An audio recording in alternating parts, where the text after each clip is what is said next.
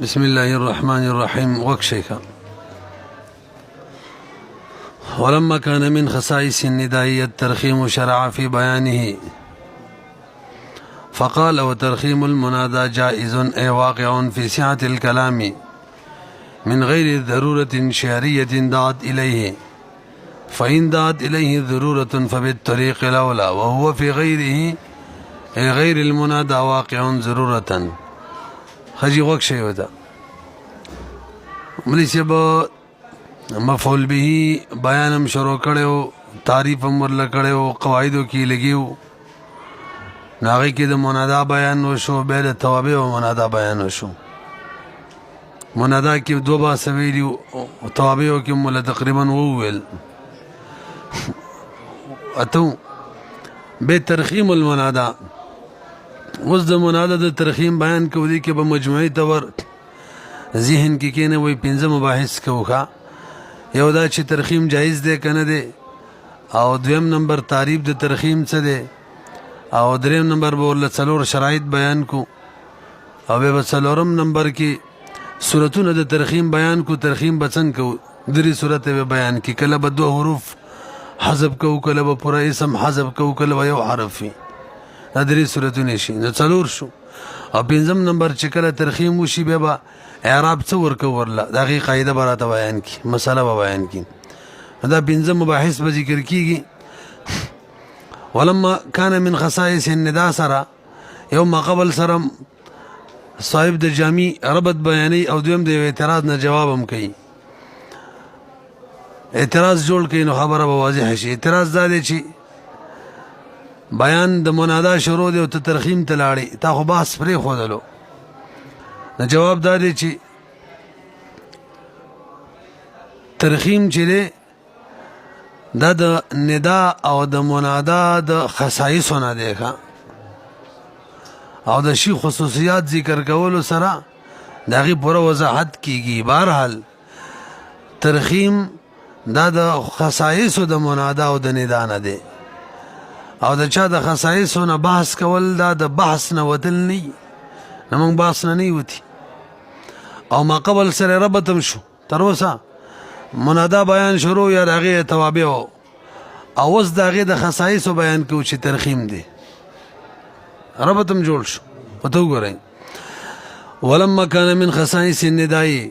ہر کل چی دے ندا دا خصائصنا ترخیم و ترخیم شرع فی بیانی نماتن شروع بیان دا ترخیم کی وکللا. علاقہ وقت شیخا بالکل قصہ اثرینا و دا ما قبل سڑے ربط نشت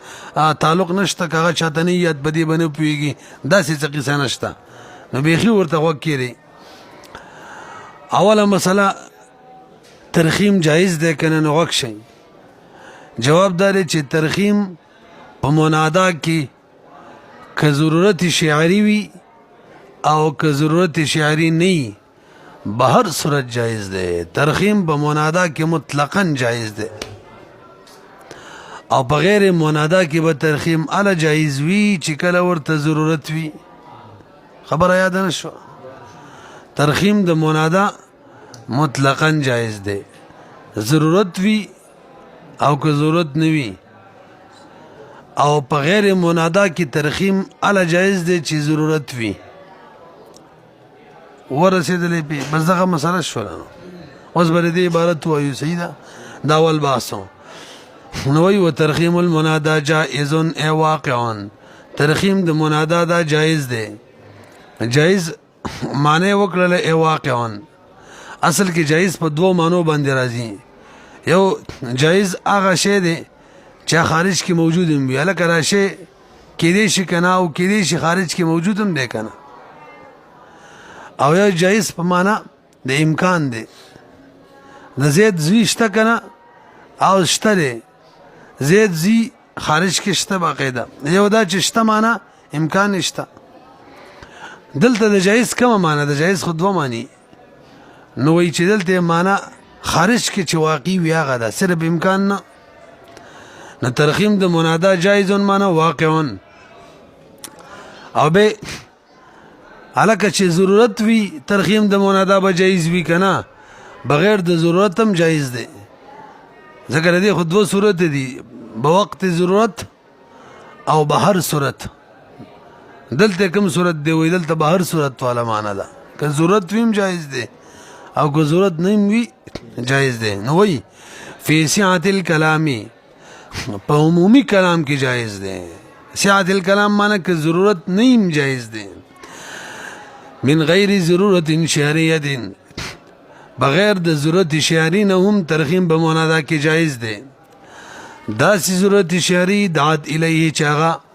دعوت ترخیم تور کوي کدا نم وینو جایز دی او کدا وو بغه په طریقه ولا جایز وي. فین دعات الیه او که شری ضرورت او که شری دعوت ورکو الیه ترخیم تا ترخیم د منادا تا ضرورت ورته دعوت ورکو نه فبت طریق الاولا بغه طریقه ولا بجایزی. اول باس ختم شوخه بس هم دغه خلاصه وا چې منادا کې ترخیم مطلقاً جایز دی ضرورت شعری وي او کنه وي او بغیر منادا کې بیان بکې رستا دا خو ملانه دی ویل کنه شي عبارت خو ملین دی ویل وګورئ وتا او فی غیر یو دغه ترخیم بغیر کې هغه هی ضمیر مرجع څوک دی فی غیر المنادا کې ضرورتن واقعن ضرورتن ادم د جایزون دلان دی دیکھا و ترخیب المنادا جائز و فی غیره ضرورتا او علامه ور سره واقعون رویستلو و فی غیره واقعون غیره کمنګه نوی جمله جوړ کو و فی دی متن کې ور سره فیشته کنه و فی غیره ده کنه صحیح ده. نو ضرورتا اصل کې دا مفعول به دی او د دې عامل څوک دی نو د سی عبارت جوړ کړي نو هغه واقعون دی علامه ورته رويستلو ښه نو واقعون واقع دی د وجه د ضرورت نه ال ضرورت شرعیه نو بغیر کې بالا جایز وي چې ضرورت شرعي وي. دا سی ضرورت شرعي داعیه الیه چې هغه دعوت ورکړي ترخیم ته لا فی ساعت الکلام دا نه د عمومي کلام کې هم دی جایز وي غیر ضرورت په وخت کې. بس دغه اول بحثو تاسو به ذهن خلاص شوي. دویم بس برو ګورئ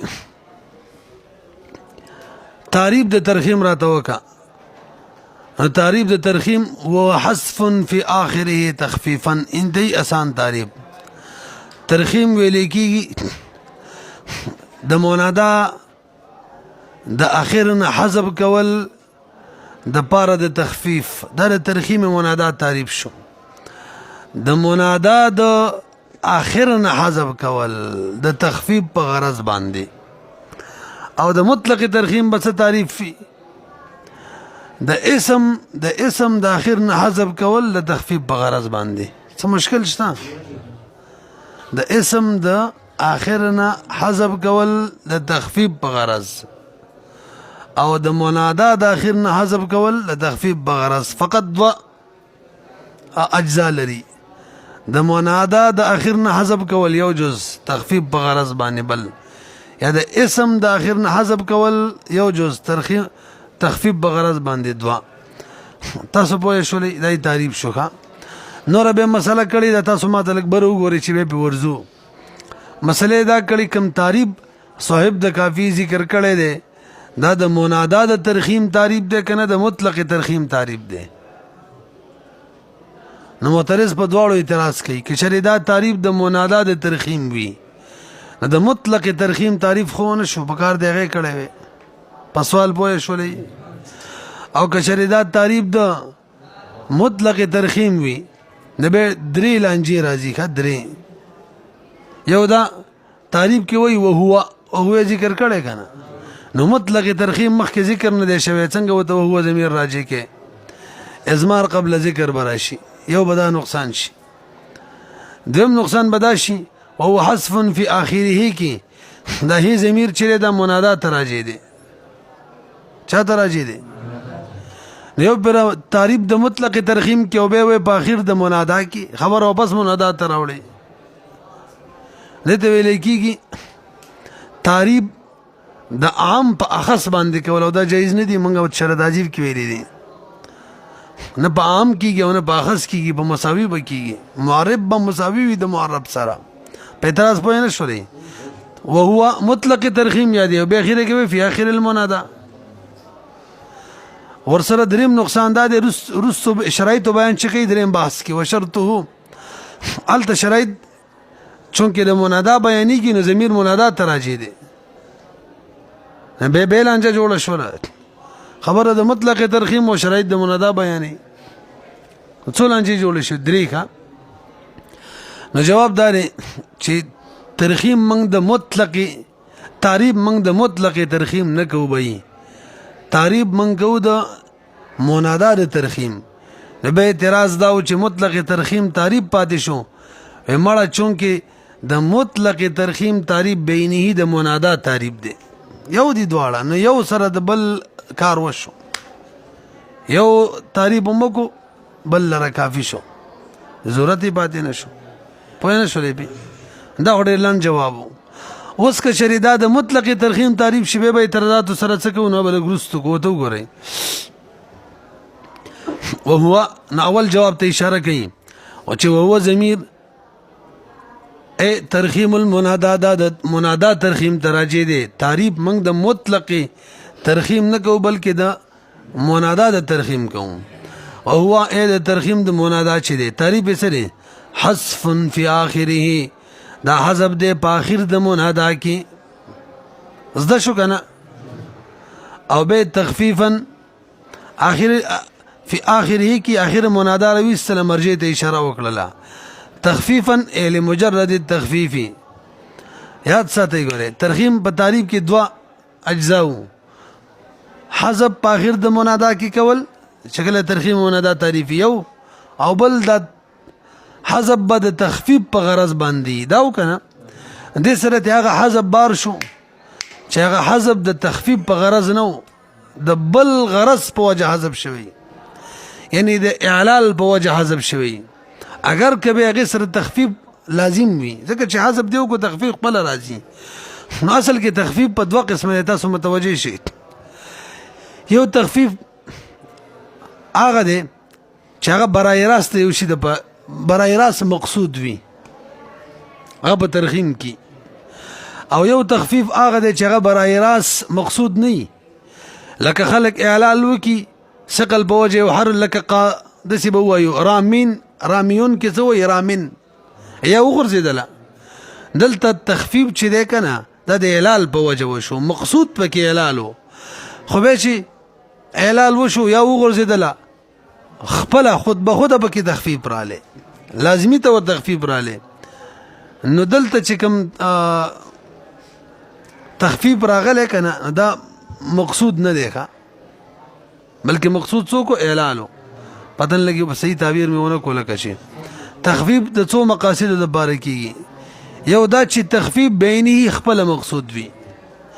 او دویم تخفیف بینه مقصود نه وي بینه اعلال مقصود وي بیا ورسره تخفیف لازم وي. نو زمونږ مقصود دلته د تخفیف نه کم یو د اول قسم دی چې ترخیم کې کم تخفیف مراد دی کم چې برای راست مقصود دی هغه اوس پوه شوئ ورته وګورئ څه وایي تخفیفا لمجرد التخفیف دا حذف چې کېږي ما دا خبره تعبیر لږ بدل کم نو ښه به ولګي تاسو لږ متوجه شئ دا تقسیم تخفیف کې نه دی پکار حذف کې وکړئ ګورئ حذف د دوه مقاصدو دپاره کېږي اوس به صحیح ولګي. یو حذف خالص تخفیف په غرض باندې کېږي پوه شوئ به هغه خبره هم ټیک کېدلی خو سمه نه ټیکېږي دا صفا لګي. یو حذف چې خالص تخفیف په غرضی او یو حذف د اعلال په غرضی چې به ورسره تخفیف لازم وي. زمونږ مراد هغه حذف دی چې تخفیف په غرض وي نو کوم حذف چې د اعلال په غرض وي اعتبار شو لمجرد التخفیف لا لعلت د علت په وجه نه اعلال په وجه لعلت اخرى په وجه تخفیف نه وي چې به هغه مفضیه الى الحذف مفضی حذف ته جوړ شي او به حذف داسې شی دی المستلزم چې ځان سره لازم راولي للتخفیف تخفیف للمستلزم وي پوه نه شوې خبره باندې موږ دغه نه دی مراد. فعلى هذا کله چې مسله دغه شوله چې حذف به خالص د تخفیف په غرض وي حذف به د اعلال په غرض نه وي يكون ذلك التعريف اچھا جی فعل هذا دا خبره مکو کوم ما وس وکړه فعل هذا معنا دا چې کله موږ وهو ضمیر راجع کو ترخیم المنادا ته مطلق ترخیم ته قسم کړي وکنه د سیوا دا کوم تعبیرات چې تر اوسه موږ وکړه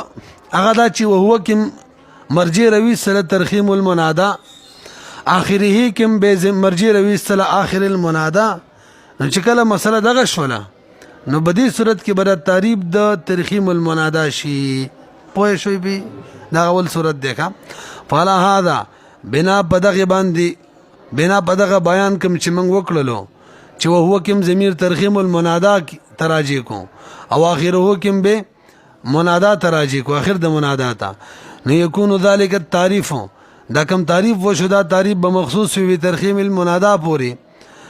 نو اعتراض مطلق ترخیم تعریف پاتې شدا اعتراض په وکنه به هغه ور سره خپل حاصل شو ځکه د دواړو تعریفونه یو شان دي ویلی مو کنه ويعلم منه او معلوم شو لدينا ترخیم غیر المنادا ترخیم د غیر منادا بالمقایسه قیاس کوي په ځکه دواړه یو شي دي ورسېدلې به دیم ما ویلو چې وهو یاد سې کو چې دا کوم وهو ده بلکې د سی وایا دا تعریف چې دا د مطلق ترخیم دی د سی او دا وهو ضمیر مطلق ترخیم تراجه دی به اعتراضونه راتلل اعتراضونه بشاتو کول ته وګورئ ويمكن ممکن ده حمله چې موږ دا تعریف حمل کو دا کم تعریف موکړو دا حمل کو په تعریف د ترخیم باندې مطلق ترخیم نو به اعتراض وهو ضمیر سره ول سکے مخکې مرجع نشته او ته ضمیر راجع کې ازمار قبل ذکر دی جواب داري مولوی صاحب په ترخیم د منادا کې مطلق ترخیم خپل رااله ځکه هر مقید کې مطلق پروت وي هر مقید کې ترخیم المنادا کې ترخیم پروت دی هغه ته ضمیر راجع شو به دویم اعتراض دا چې لکه وهو فی حذف فی اخره کې هي ضمیر خو منادا اخر د منادا تراجع د څه وکنه وسکه وای منګه اخره کې ضمیر مطلق اسم تراجع کو شا تراجع کو هو مرجع الضمیر المرفوع هغه دا چې موږ ضمیر مرفوع راجع کو وهو الى الترخیم مطلقا او الضمیر المجرور چې فی اخره کې الى الاسم تراجع کو خبر ورسېدلې و شرطه بل اعتراض پیدا چې شرطه سره څه تم ویلو کنو شرط هو کې غو ضمیر منادا تراجی دی شرط د منادا د ترخیم نو د دې دقه جواب دی مولوی صاحب کچری منګه دا دویم صورت واخلو چې تعریف د مطلق ترخیم کو اعتراضات چې شرط هو ور سره نه لګي نو جواب هم دغه دی مولوی صاحب شرایط د منادا د ترخیم چې دی ا د مطلق ترخیم هم دی پوه شولې به بس خبر حل شول دی یو غي ذکر کړل بل خپل رااله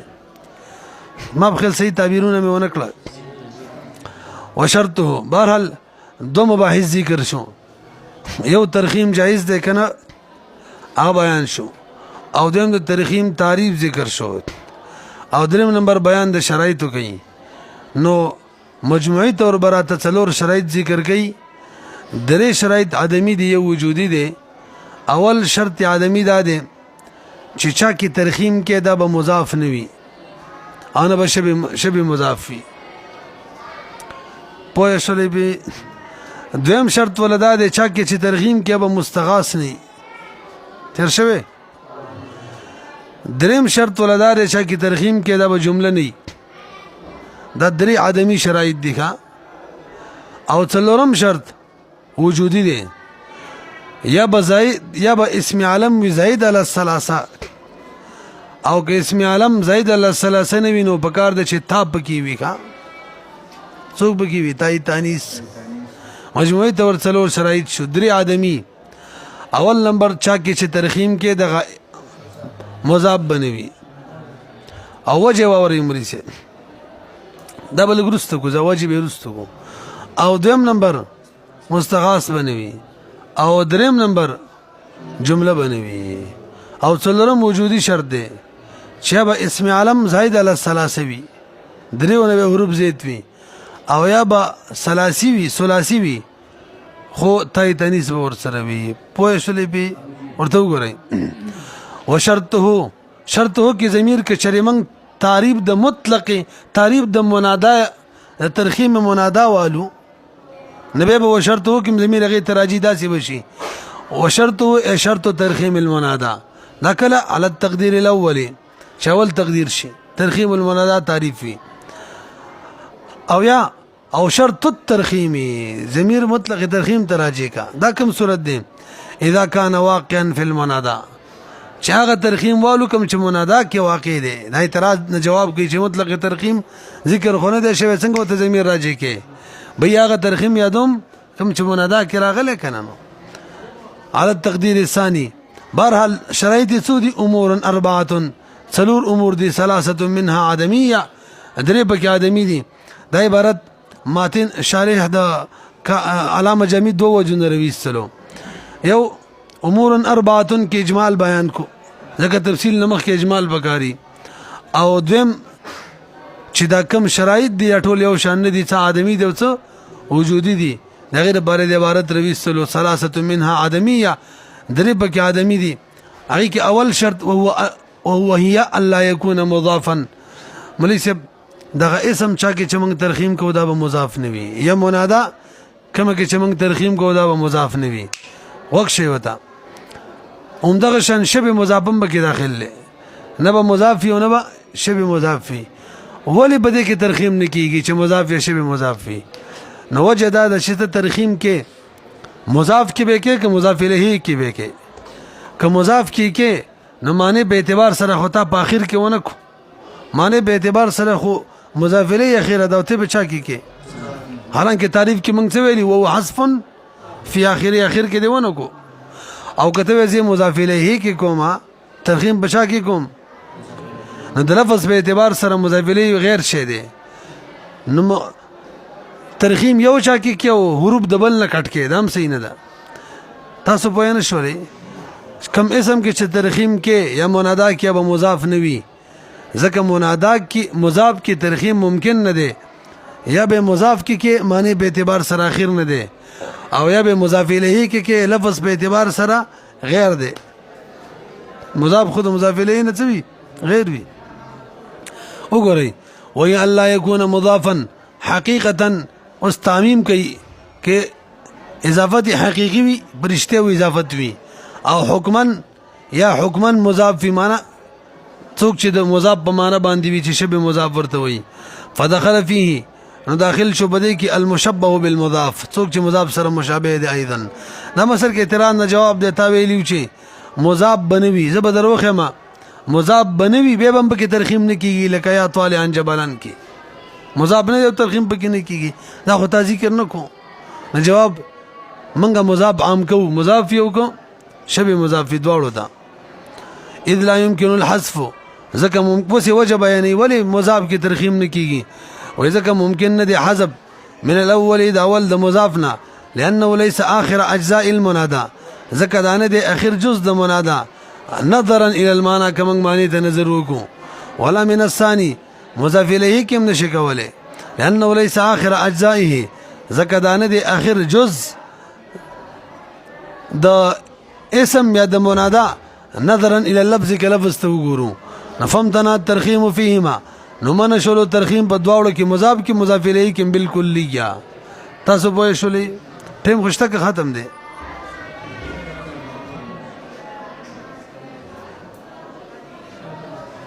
خدا بس نفس خبره مانه خو پوه شوي کنه نن موږ ته سورم نو برابر او سپیکلم نو نار څه ګډ وډ شو کنه پوه شوي به